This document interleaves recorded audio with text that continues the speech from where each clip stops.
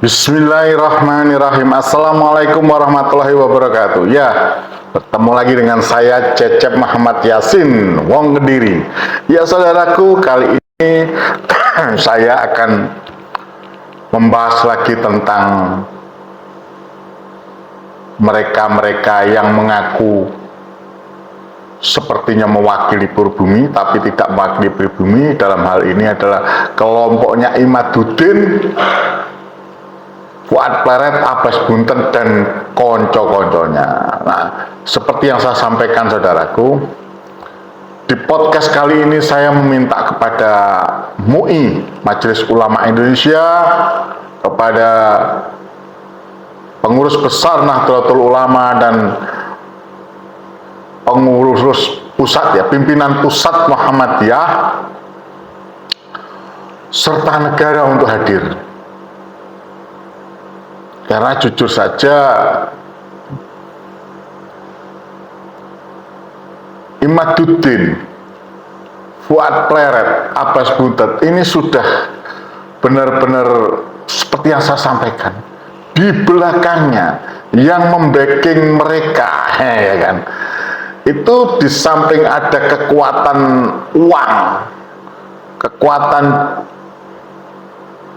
jenderal-jenderal, kata Al-Mukarram Romo Kiai Haji Miftahul Akhyar, tapi juga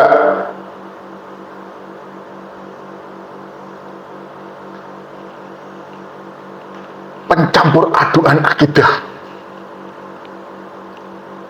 atau istilah saya katakan dukun yang merusak akidah.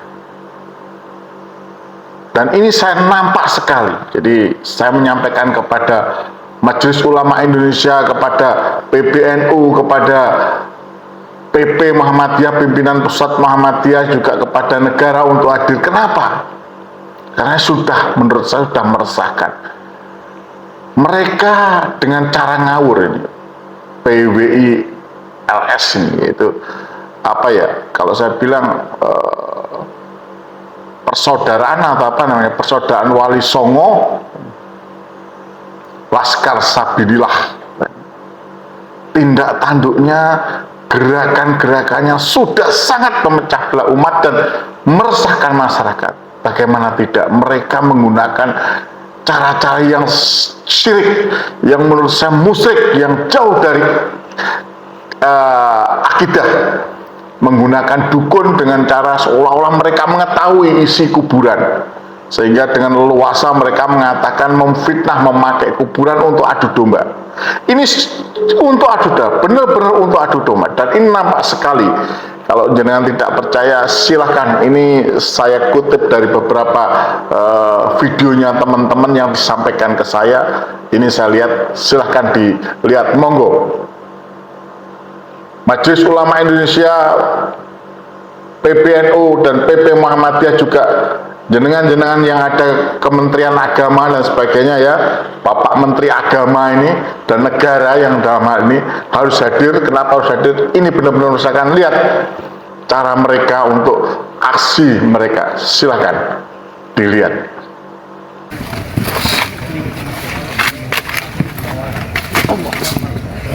Tujuh kan?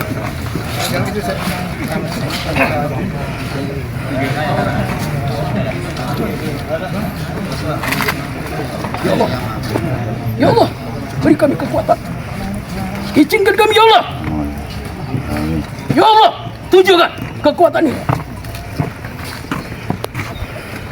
kekuatan bumi, kekuatan alam, kekuatan semesta, tunjukkan. Allahu Akbar. Kosong, tidak ada apa-apa, Pak.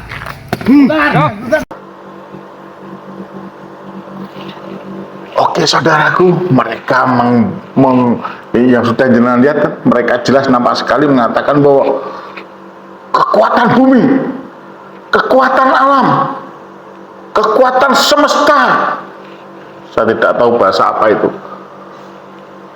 kosong, bongkar kuburan, makam yang sepertinya kalau saya lihat itu sudah mungkin sudah ratusan tahun. Ini sangat meresahkan. Untuk keterangan lebih jelasnya, makam siapa itu saya tidak bermaksud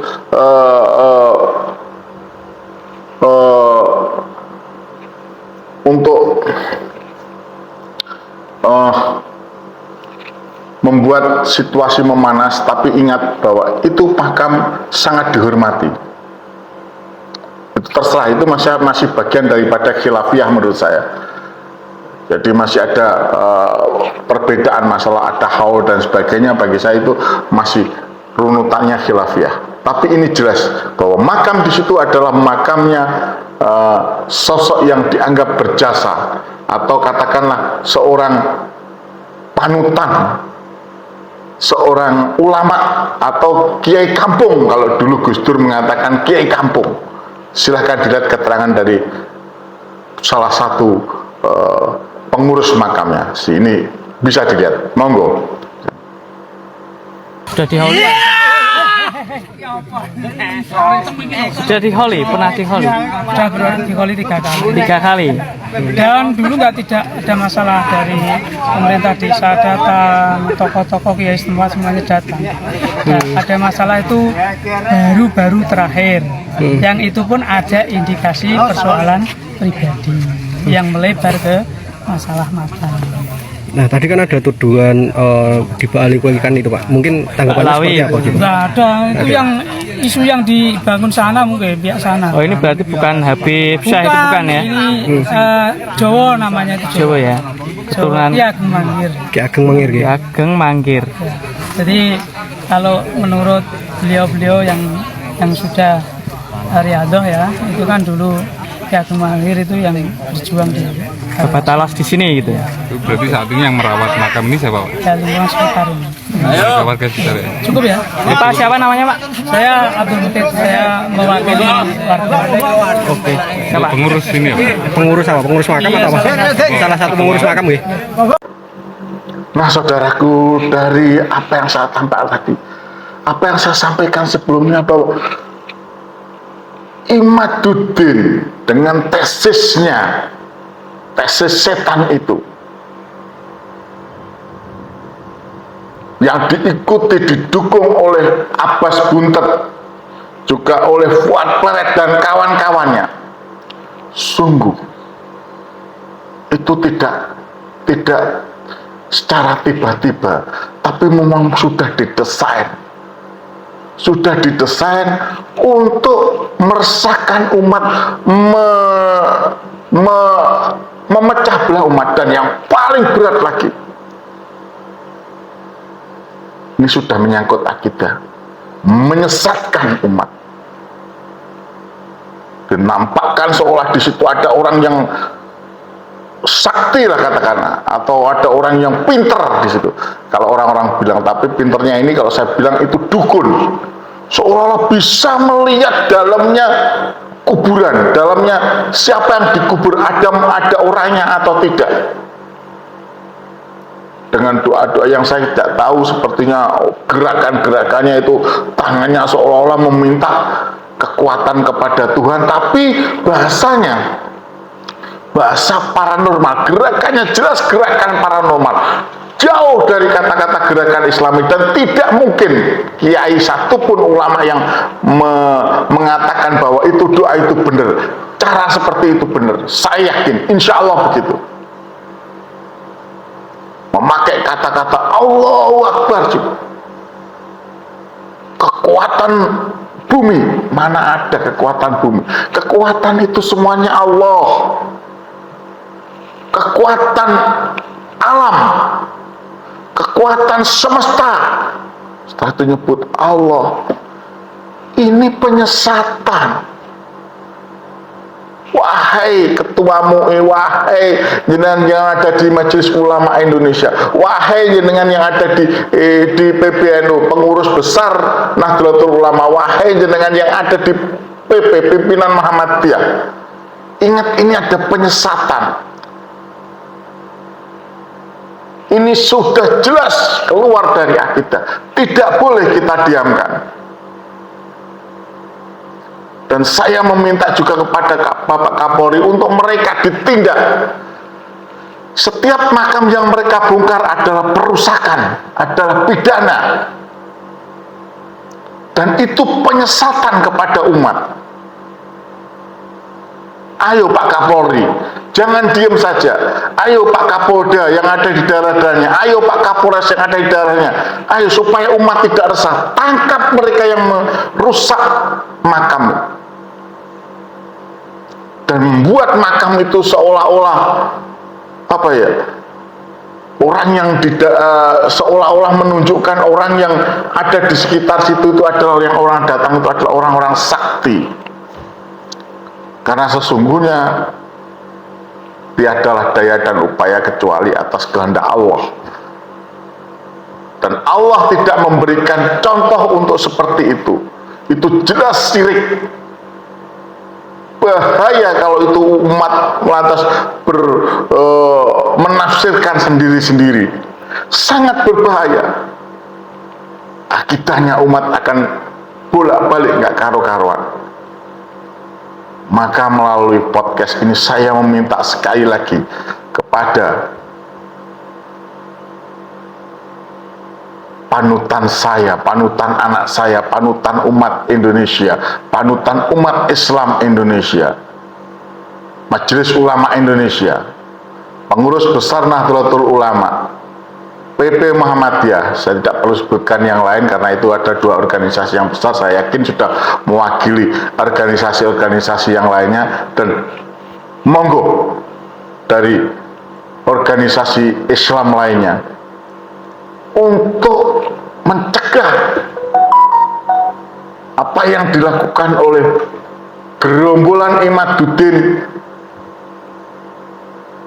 berhubungan dengan makam. Karena ini seperti desain yang memang dikabarkan oleh mereka, ada makam palsu dan sebagainya. Akan tetapi sesungguhnya mereka hendak berunjuk diri, berunjuk seperti kesaktian, berunjuk seolah-olah mereka itu lebih hebat daripada Rasulullah, seolah-olah mereka lebih hebat daripada sahabat-sahabat Rasulullah, Khulafaur Rasyidin dan sahabat-sahabat yang lainnya. Seolah-olah mereka itu bisa melihat mereka linuweh. Padahal sungguh mereka adalah orang-orang yang culas, mereka orang-orang yang menyesatkan. Saya berani mengatakan mereka adalah dukun yang menyesatkan, dan itu saya sangat, ya Allah, saya tidak bisa membayangkan kalau ada orang di sekitar situ. Pasti terjadi pro dan kontra, pasti terjadi pro dan kontra, dan pasti akan dibahas. Kalau kejadiannya itu yang saya lihat itu ada di Blora, di video tadi di Blora, maka hampir seluruh masyarakat Blora akan mendiskusikannya. Dan secara langsung maupun tidak langsung akan berdampak kepada akidah umat Islam khususnya di sekitar situ, membahayakan itu.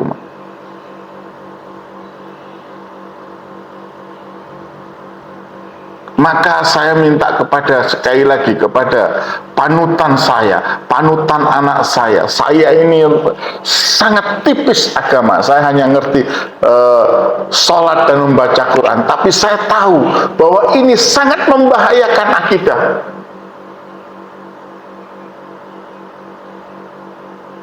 Dalam batas penafsiran saya, apa yang saya lihat, apa yang saya rasakan, dan apa yang saya dengar atas video itu, maka saya meminta kepada Majelis Ulama Indonesia, kepada pengurus besar Nahdlatul Ulama, kepada pimpinan pusat Muhammadiyah untuk memberikan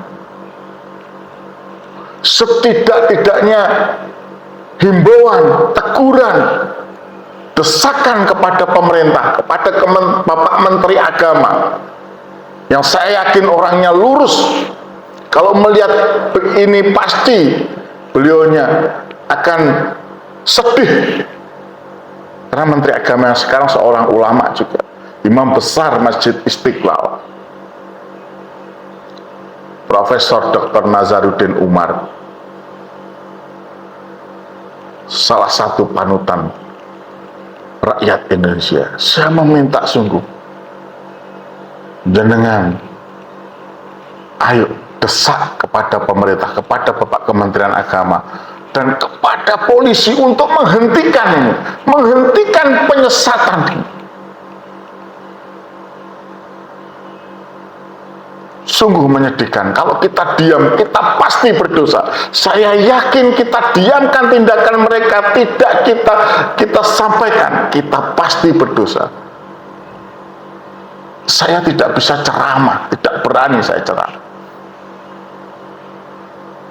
Saya tidak berani berada di atas panggung karena mohon maaf saja, saya ini seorang praktisi hukum, pengacara, dan dunia pengacara adalah dunia gelap. Tapi insya Allah terhadap akidah saya tetap menjaga, terhadap keimanan rakyat Indonesia, terhadap akidah anak saya, keimanan anak saya, tetangga saya, teman saya akan jaga. Dan insya Allah untuk menjaga akidah, menjaga keimanan dengan tidak bermaksud saya sombong, insya Allah saya akan berusaha salah satu yang ada di depan. Maka tidak heran bagi saya kalaulah pleret HM Subhan, Rifki Zulkarnain, bahkan Fakih Wirohadiningrat dalam podcastnya menjelek-jelekan ulama, menjelek-jelekan guru tua, memfitnah guru tua. Bahkan orang ini bermufakat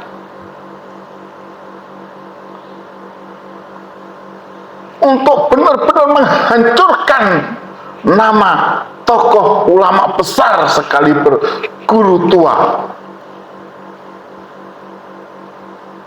Sosok yang benar-benar ikhlas berjuang untuk mempertahankan, untuk menyebar dalam dakwah, untuk menjaga, mempertahankan dan menyebarkan akidah, menjaga akidah umat, menyebarkan Quran khususnya di Indonesia Timur, dilecehkan oleh 4 orang itu. Saya melihat apa yang dilakukan PWLS di Blora dan banyak lagi yang tersebar masih di tempat-tempat lain. Ini bukti nyata, menurut saya bukti nyata bahwa memang tugas mereka yaitu Imaduddin, Fuad Pleret, Abbas Buntet dan konco-konconya itu dan gerombolannya itu bukan hanya memecah belah umat, tapi juga mendangkalkan dan yang lebih parah menyesatkan umat, khususnya umat Islam. Coba bayangkan jenengan, wahai guru-guruku yang ada di Majelis Ulama Indonesia, guru-guruku yang ada di pengurus pusat, pengurus besar Nahdlatul Ulama, dan di pimpinan pusat Muhammadiyah. Bayangkan kalau itu ditiru oleh umat Islam dan mereka membenarkan bahwa mereka telah menemukan sosok yang sakti, sosok yang seolah-olah hebat, dengan gayanya yang sangat, saya katakan itu gaya dukun.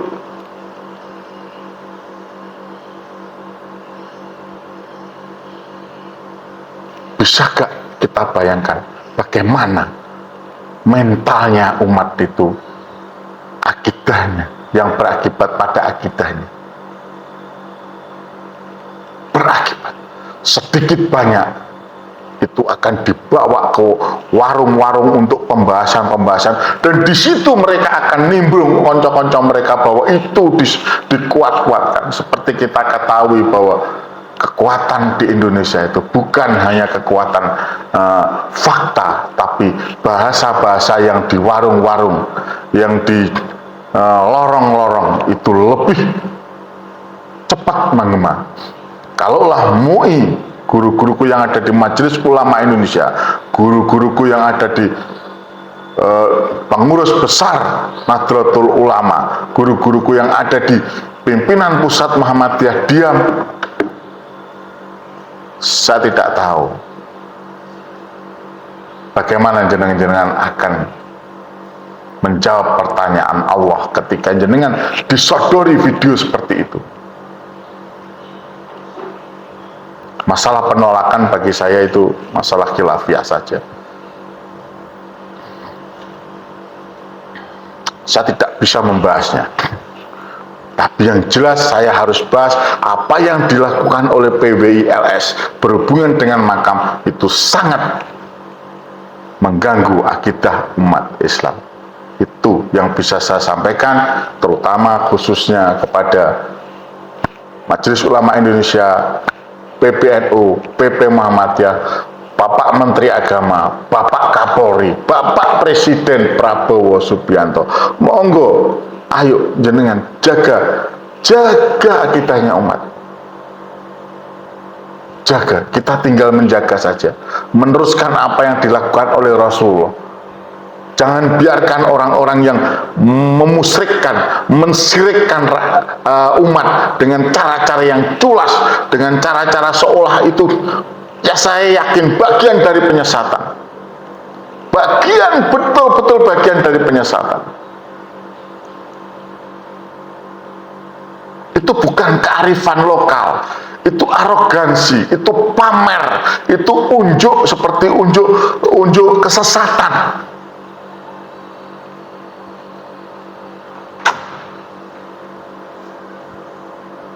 Sungguh itu bukan bagian dari kearifan lokal. Kearifan lokal tidak seperti itu. Saya pribumi, saya tahu. Saya sudah melihat, saya sudah merasakan, dan saya sudah mendengar. Dan apa yang saya lihat, apa yang saya rasakan, apa yang saya dengar, itu semua adalah penyesatan. Demikian yang bisa saya sampaikan. Semoga ini didengarkan oleh Majelis Ulama Indonesia, oleh PBNU, PP Muhammadiyah, Menteri Agama, dan juga Bapak Presiden Republik Indonesia, Bapak Prabowo Subianto, dan Bapak Kapolri Jenderal Listio Sigit Prabowo. Dari Cecep yang sedikit ilmu hanya bisa mengingatkan. Yang jelas dengan mengingatkan ini, tanggung jawab saya, beban tanggung jawab saya, insya Allah sudah saya tunaikan. Tinggal jenengan-jenengan yang melaksanakan. Yang bisa saya sampaikan, fisabil haq fastabiqul khairat. Wassalamualaikum warahmatullahi wabarakatuh. Mohon maaf kalau ada kata-kata saya yang kurang berkenan atau terlalu kasar, tapi sungguh dari hati saya ingin ikut serta menjaga akidah dan iman saudara-saudara saya, umat Islam khususnya. Tetap bersama Cecep Muhammad Yasin Wong Kediri, peduli Palestina.